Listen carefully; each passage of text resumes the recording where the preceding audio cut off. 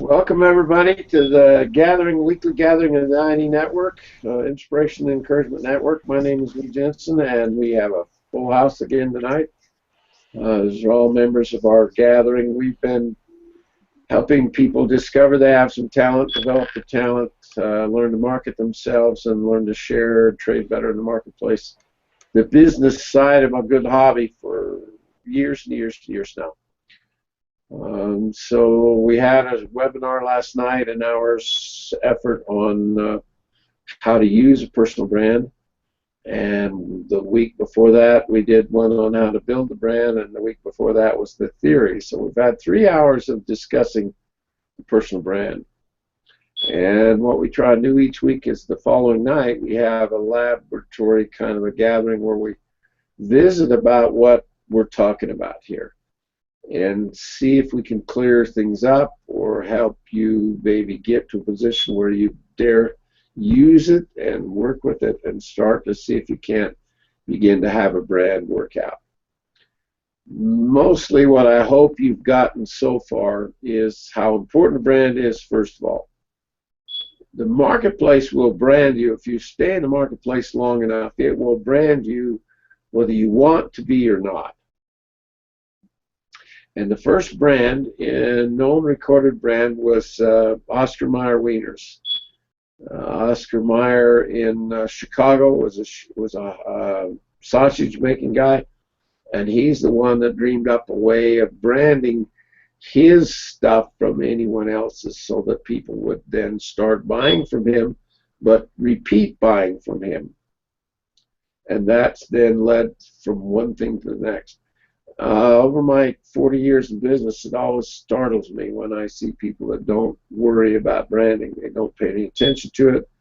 It doesn't make an ounce of difference to them. And then I think, well, if you're going to be in business and try to be effective with the business, wouldn't you want to do everything you could do to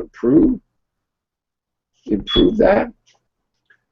And probably the most significant thing in a brand all the way around is the fact that there's so much pressure to buy anymore and so many options, especially in the American economy.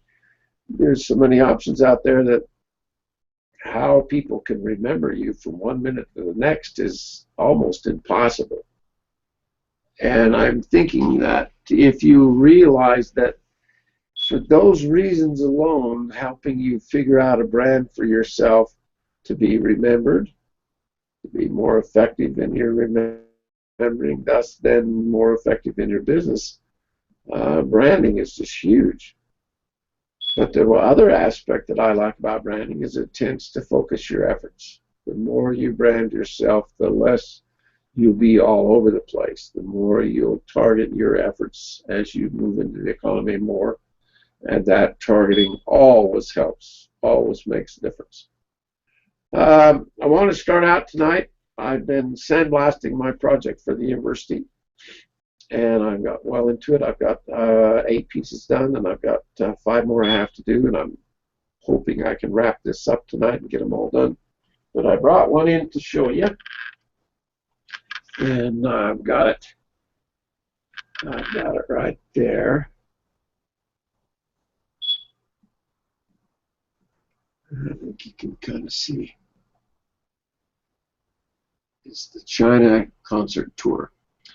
And the university's taken their singers, their university singers, to China, and they want 14 of these pieces to give out to the dignitaries and the officials that they bump into.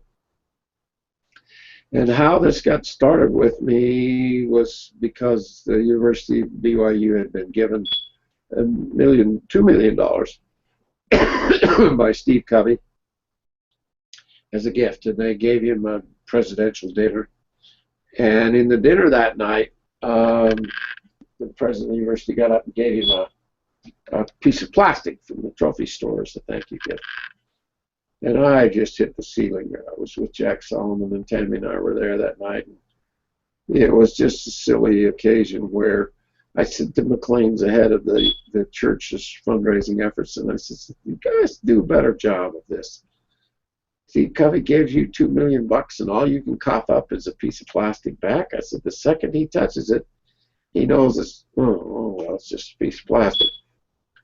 And Steve got up that night at the end of the dinner and he forgot the piece of plastic. He left it on the table. And just embarrassed the university clear to death. And I had warned him. I says, a piece of plastic has no perception of value. But an elegant chunk of crystal does. And boy, that just launched it. That just could not have been a better moment. And so I wouldn't even dare guess how many pieces I've etched for the university over the years. We did, at one point, we were doing 3,000 pieces a year during their high-end fundraising effort, and that was a 4-year program, so there was at least 12,000 pieces right there. And then all these other individual specialty gifts that I do for them now. And the thing that I get so excited when I send out the blast today, it's just like Christmas every time. I get $200 a piece, and it takes just ka-ping, ka-ping, ka-ping to get them done. If you've done blasting, you know what I'm talking about. It is a slam dunk kind of an affair. And it's good because blasting is a repeat thing. If you're doing exactly the same pattern on the same piece of glass, oh my hell, it's fun to do. And there's just no better money. Just short of Jay Richardson robs banks for a living, and he's the only one that probably does better than me, but not much better, right, Jay? I got something else I wanted to show you tonight, too. Tammy and I were at the World Championships and wood carving championships in Ocean City, Maryland, and we went into an antique store like we always do, and this was hanging on the wall. And what it is a lithography. If you get really close, it's very, very tiny lines, and then they're hand-colored, hand-tinted. So it was scratched in metal, I suspect, and could be a woodcut, but I don't think so. And then it was hand-tinted and painted from there. And it's not signed. There is no signature here. There's no date here. There's no numbering here. No nothing. And I don't remember, Tam. Do you remember what we paid for it? I can't. It wasn't much. But I think it's no master. She remembers everything. I think it was right around $35. Oh, no. Was it 65? Maybe it was 65. It's more than that. Yeah, I think it was $65, but it was beautiful. We can make up any number now we want. But it was reasonable. But it was because it wasn't signed. And I thought, well, whoever did it, the work level is extraordinary, really phenomenal. And if it was signed by a master, how much more, and a date, how much more would it maybe be worth, would you guess? Anybody want to take a shot at what you think it might be worth? Depending on who did it and signed, it would be worth thousands more. Literally, and no one can argue with that. That's how this art thing works. And I'm going, well, then the fact that it's worth so little without the signature and it's worth so much with the signature, how can you say I don't think I need to worry about my name and reputation? It ultimately, if you're playing here, ultimately it becomes the biggest hammer on the numbers in the price and the value of your work is the value and reputation of your name. Exactly what we've been talking about for these three shows. That buzzer, my alarm is going off. I set off my smoke alarm thing and it won't settle down. Drive me crazy tonight. That's your replacement battery thing. That's my yeah. Is that what it is? The battery in it needs to be replaced. I was thinking it was my pacemaker is going off. And I'll go look 1 more minute. Yeah, if you take the battery out, it will quit. Okay, I'll try that. Talk about that fact. I mean, how can you see this example and not realize what branding means? The identification of you and your name matched with your work. It's your lifetime effort to do that.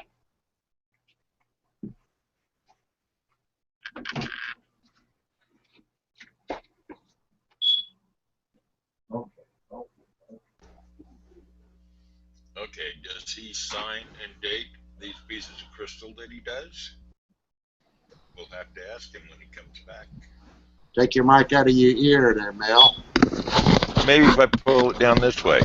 Hey, that works. Now somebody can hear you. Does he sign and date the pieces of crystal that he blasts? We're going to have to ask him when he comes back.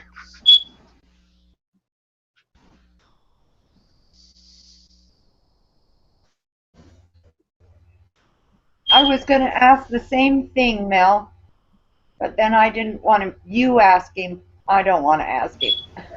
I can get away with it. Hey, I hey, can't. I'm an amateur. I can ask him anything, so I'll ask him. It don't matter. Okay. I'm so dumb, I don't know anything, so it ought to fly just right, smooth across the board. Ain't that right, Lance? I don't know anything, so I can ask you. If you feel comfortable asking, go for it. Hey, if you don't ask, you're never going to get the answer, so why not? Somebody said there's no dumb questions, so Okay, we're going to don't find ask, out. so you might as well ask it. No, the only dumb question is the unasked question. There you go. Yeah, but you Exactly. got to watch for the smart answer. Yeah, there you go. I Especially kinda with you, Mel. Yeah, that's Mel. No glasses in my house are safe. Right. It's taking him an awful long time to remove that battery. It's got more than one moving part. Hopefully it's not a hardwired system, because if it is, you pull the battery out, you'll still keep chirping. Yeah, that's a good point right there. I think he may have success. Yep, I'm not hearing a chirp. I thought there was something wrong with the equipment on the broadcast tonight. Yeah, that's what I started to say. I thought it was too.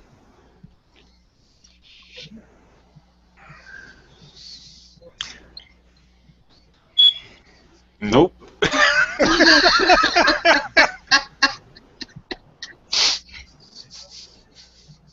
This is getting to be too much fun. Somebody shoot that little bird. The whole household needed batteries at the same time. Yeah, he better go pull the batteries out of each one of the smoke detectors, but then put them back in again tomorrow when he gets new ones.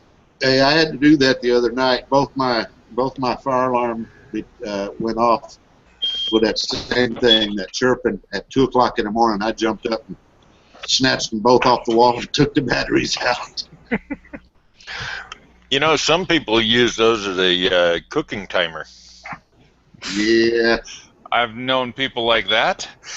You know, when those particular little chirps go off, it's way past cooking time, trust me. It means you've already gone past the well done stage. Hey, hang on a second. Nick held something up there. What was that, Nick? Nick's got something. Okay. Yeah. Let's see what it is. After Dr. Luke's presentation talking about what something is worth if it's done by somebody with a reputation and what it's worth otherwise, on Antiques Roadshow they had this. And if you can see it, it's kind of a shadow box, has stars in the background and like some marbles and a cue ball and stuff on the inside. Hold it up a little bit higher for the cue balls. Okay, yeah, there we go. Okay, you see it? Yeah. Okay, and they gave an estimate for price. And it was, they believe it was attributed to Joseph Cornell. who was doing this kind of stuff early part of 1900s or middle or somewhere in that time frame. And the gentleman who was appraising it was thinking that that was who it was by, and that they were doing a book about him, and that the individuals should send them information and see if they could attribute it to him. And so if it is, it's worth $150,000. Wow. If it's Mercy. not, it's $100. So Yeah, you talk about the extremes, Yeah. right? yeah, For that very thing. That very the thing. name is everything. Yeah. So that's And what surprises me is how hard it is to convince some people that that's an issue. To say, okay, should I build my name, grow my name and reputation, and what can I do to do that? What are the things that help you multiply and grow? If you're going to push a seed in the ground and grow a vine of watermelons, there's a certain way to kind of go at it, is there not? And if you know how it works and you've done it before, then the odds are you can grow all the watermelons you want for the season. But most don't pay any attention when it comes to their own name. We just act like, well, I don't think that even matters. Except, yeah, it's huge. It's just flipping damn huge. How someone would do this kind of work and this quality of work and not sign it, I just don't understand that. Lou, Hey, Doc. while you were away, we were having a discussion. Go ahead, Ed. Okay. I got voted to ask you the question since I'm the most amateurish of the bunch. So Right. our question is on all that glass that you sandblast for the college, do you put your signature on it? I do most of these kinds of pieces, yeah. The big piece, the big orders we did when we were doing the thank you Christmas ornament, and we were doing 3,000 or 4,000 a year. No, we didn't put anything extra on those because they were so silly. It didn't seem to me even necessary. But everything else I try and mark because you just never know when it's going to grow into something more. And if you make the mistake, it's no different right here. I make quite a bit of money, but if there's a way I could lean into somebody else's life and pick up another client because of this is 14 pieces going into some fairly heavy hitters in China, and you never know. It was funny, Chris and I were laughing today that this glass was made in China, shipped over here, and sent to me, and I etch it, make all the money, and then give it back to everybody in China. So it's going the long route. Yes, I'm getting a little of that Chinese money, Lance. I'm getting a little of that money back. It's not bad at all. So when you talk about what we're doing and you're trying to figure out how can you do that, does anybody have some thoughts about what we've talked about in the last 3 shows? The last 3 weeks we were talking theory, then we were talking beginning to make your brand, and then yesterday we talked a little bit more about when to use it, what are the kinds of things that you can do with it. How would a brand match a business card? Anybody want to take a shot at that? If you're branding yourself and paying attention to it, what should your brand and your business card do? complement each other. The bingo. They better fit together like a hand and a glove, right? In other words, you're not going to get the backup or the implication that you really need to have. When you think of the word, the name, and the word Kenny Rogers, can you see what Kenny Rogers has done? Can you see what Olivia Newton-John has done? Can you see what Johnny Mathis has done? Every superstar their name starts to become the most important asset that they have. Because there's a certain number of fans out there that will buy anything with their name on it. Neil Diamond. The Neil Diamond's brand is strong. God, it just goes on and it goes on and it goes on. And I think how it works mostly is just like a brand on a cow. It's extremely unique, simple, and recognizable. Does the style of Neil Diamond's music have anything to do with his brand? Anybody dare take a shot at that? Of course it does. Of course it does. So you'd likely not see Neil Diamond step too far out of the arena that he's famous for. I wouldn't see Neil Diamond performing any acid rock. Most likely not. Heavy metal? Probably not. I can't see him and Ozzy Osbourne teaming up together for a duet. And the same thing's true for an actor who does certain kinds of movies. They have a brand, don't they? Yeah, they get typecast. They get typecast. And so then stepping out of it is what's really a challenge. Once you're Sean Connery, you're kind of always James Bond. And then when he started to try and break out of that mold and move in another direction, it was a whole new branding effort for him. And he succeeded. A lot of them don't. A lot of them don't get through that transition. How about multiple brands per person? Do you see where that's possible and that it might be what you're playing with? Yeah, it's possible. How, Ron? You want to explain that a little? Well, I think I said something last night. I actually have several brands going back to my woodworking, what I was known for, and then the engraving, and now as being a motivator on Google Plus. Yeah. It's three different areas. Three different brands, aren't you? Yeah. Cultivating three different brands.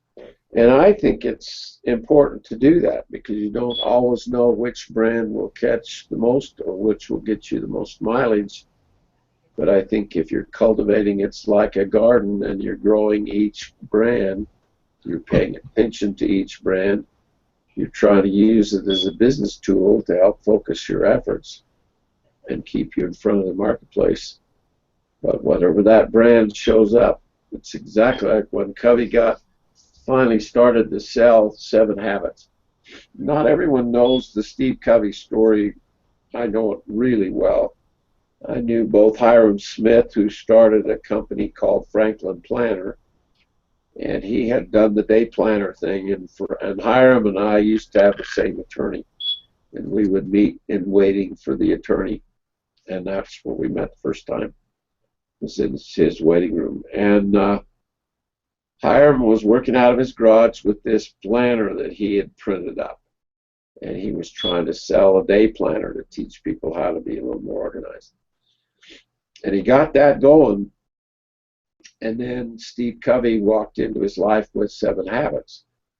And so Hiram basically made Steve Covey successful. It wasn't the other way around. Hiram had enough going with the day planner already that when he pulled Covey into that, they made it Franklin Covey, and that's the name of the company now. But they sold $800 million. $800 million worth of that book. And 7 Habits has just been taught as a major business course by Franklin Covey all over the world. All over the world. Just been at a huge, huge impact. So eventually what grew into Steve Covey's life was 7 Habits. He's the 7 Habits guy. And so as you find something that's really recognizable, something that you enjoy, something you can brand or turn iconic. Guy Kawasaki that did Rich Dad, Poor Dad, he's now known, I mean, quickly they go to his book. The success of his major book was Rich Dad, Poor Dad. And he's known all over the flipping world for that. And he and Guy Kawasaki, that's on Google Plus, get mixed up a lot. I mixed them up even right when I very first started with Google Plus. But Guy Kawasaki was the head of marketing for Apple, not the Rich Dad Poor Dad. So the two are different. And Jose actually knows the Kawasaki that's in Phoenix is the Rich Dad Poor Dad author, and Guy Kawasaki's the guy that's such a whiz bang on Google Plus. I've not looked at his numbers lately, but doesn't he have like 6 million followers, Ron? Just unbelievable numbers. Yeah, it's Millions. I think it's 5-6 million followers he has. I don't know how many views.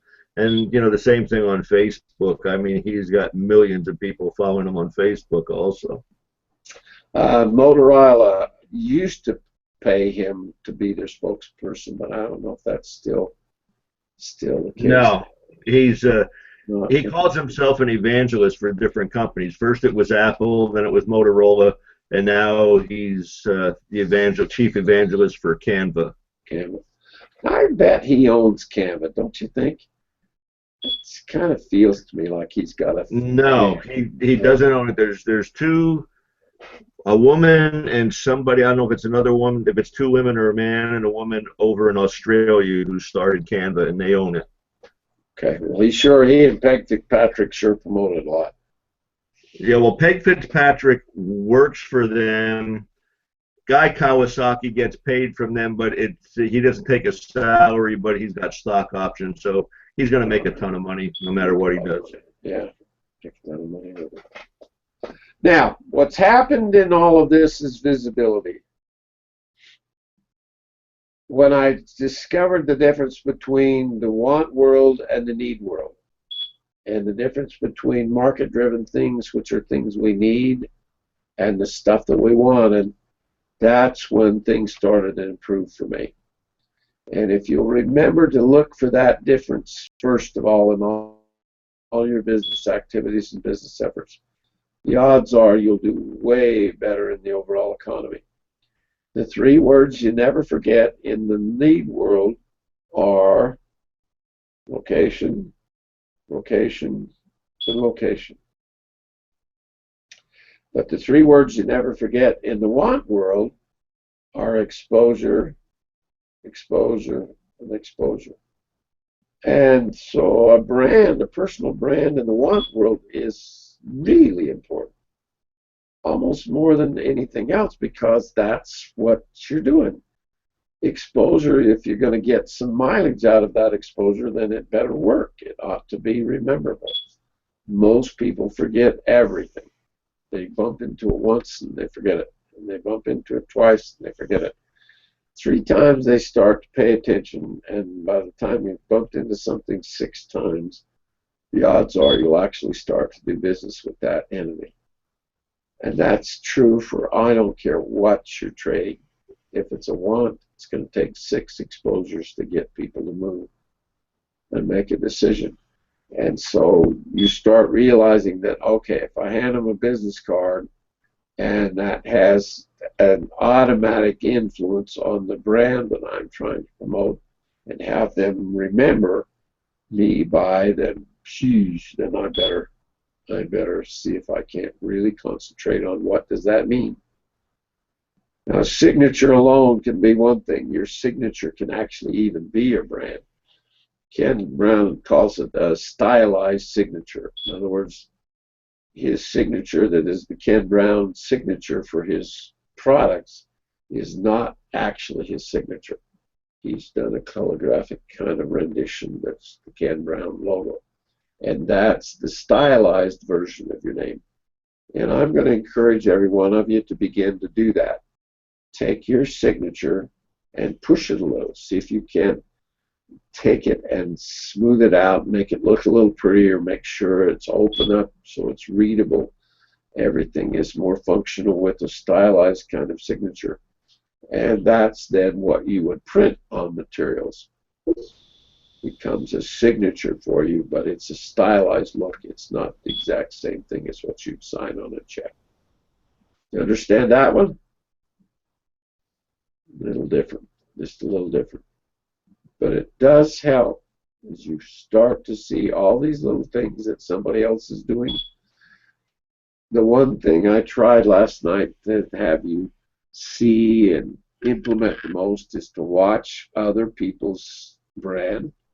When you find a brand that you like, then watch what they've done and see if there isn't a way that you can't somehow match similar with what you're doing. So it becomes a mentorship role of helping you to see more and do more and implement more with your own personal brand. I think it'll make a big difference. Okay? Could you have a branding iron over your signature as a novelty? Absolutely, you could. Yep, you sure could. Now, the other thing that I hope you got last night was the testing side of it. Because what you do is test and see if it's working. Now, that takes a little creativity and a little imagination to see if you can figure out some way to measure what you've done or what you're doing with your brand. And will it show up even more? And the whole idea is rememberability. You're trying to have someone bump into you and then remember you. And most who met me at doing shows never could remember the Lou part, Dr. Lou. I always thought, well, if there's Dr. Phil, Dr. Wayne, and Dr. Steve, and now there's Dr. Lou, I'm going to brand that. Dr. Oz, all of those have all that kind of potential. But I have never been able to light fire underneath my name to the same degree all four of those popular people did. But I sure have had a lot of fun with it. There's got to be 10,000 people out there that I've talked about. I'm easy to remember because I'm the only one that has hair. All four of the other doctors are a little bit scarce on the hair on the top. And I've got head hair. It was always funny to explain that to people that way. But that one didn't work nor catch on as much as I thought it would, or as much as I kind of had hoped it would. It still could, and I still cultivate that as a concept. But it's never worked quite as well as my actual signature on my crystals that I've engraved over the years. I think ultimately. And in Jack's life, almost all of his pieces got 1,000 pieces, and very few have been signed. Very few. Which is just, to me, just an absolute huge mistake. Well, I'll tell you what, gang, I really would like to get back to my project and get my university project done. If you can visit a little bit more about your questions, or you've got an individual question to me before I shut her down tonight, I think I need to go to work. It's going to be dark before long, and I'd like to get done before it gets too dark. I've got something. Go ahead, Mil. I've got it's more of a statement. If you're working on two separate styles of brand, it is far better that they complement one another. 1,000%. They should fit together. It's like, okay, I make stainless steel jewelry. What a complementary brand or other item would be a high-end wood case for this jewelry. Yeah, absolutely. Absolutely. Then you multiply both. You multiply the effort for the one, but it will spill over and influence the other as well. Yeah, no question. It'll raise the value of both. Of everything. If you can dovetail them, then so be it. Another way to build a brand fast is to compete. I haven't mentioned that in the show yesterday, but I need to put a segment in about that. When Greg Woodard won the world title in '92, the world championship, the World Wood Carving Championship, that just lit a fire into him that just went crazy. So the fastest way to the top of the branding heap is to win some major competition. Sometimes there just isn't a competitive thing for you to get involved with. but often there is. And if you can see a way to compete and somehow win in that competitive effort, that will brand you very quickly as well. Way to kind of push things on a little bit further. All right, gang. I'm sorry I can't stay a little longer, but I really got to get this job done. Got to get Jack's book finished tomorrow, and I'm just running out of time and energy and everything else. So I'm going to stay with it, and I'll catch you next week. All righty? Okay. Good night, everybody. Good night. Good night. Stay busy. Don't talk about Good night, Lou. Turn it off. Yeah, turn off the broadcast. Too Turn off late. live. He didn't. We're still live, guys. Yep. Somebody call him and tell him to turn it off. Well, I'm gonna bail out of here. Yeah, I'm Y'all gonna hit Me the too. sack. I didn't sleep much last night, so I want to catch up on that. So. Yep. Good night, Yeah, everybody. Good night, everybody. Night, Good night. Good Good night, night. everyone. Debbie, are you still there? No, she's gone. Marie, I'll talk to you tomorrow if you're there. I was just thinking Debbie would have a cow as her branding thing. And everybody'd know her. I guess. No, that's not what I want. No, I don't want that.